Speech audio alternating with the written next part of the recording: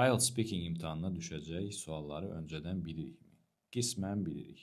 Bu suallar IELTS tərəfindən rəsmi olaraq elan edilməsə də, biz bilirik ki, yanvar, aprel və avqust aylarında examinerlərə ümumi sual topluları verilir və bu aylardan etibarən imtahana girən namizədlər onlara düşən sualları müxtəlif platformalarda paylaşmağa başlayırlar. Və aylar irəlilədikcə bu suallar bu platformalarda toplanır və növbəti imtahana girəcək namizədlər sualların demək olar ki, hamısını öncədən bilib onlara hazırlaşa bilirlər.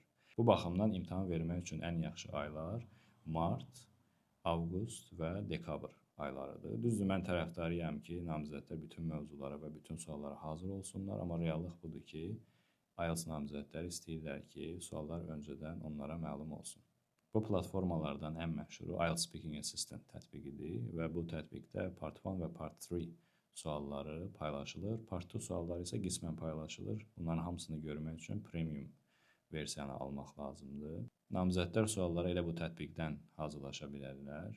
Əgər kiməsə PDF sənədləri ilə hazırlaşma daha rahatdırsa, biz bu sualları PDF sənədlərində toplayırıq və Telegram kanalımızda paylaşırıq.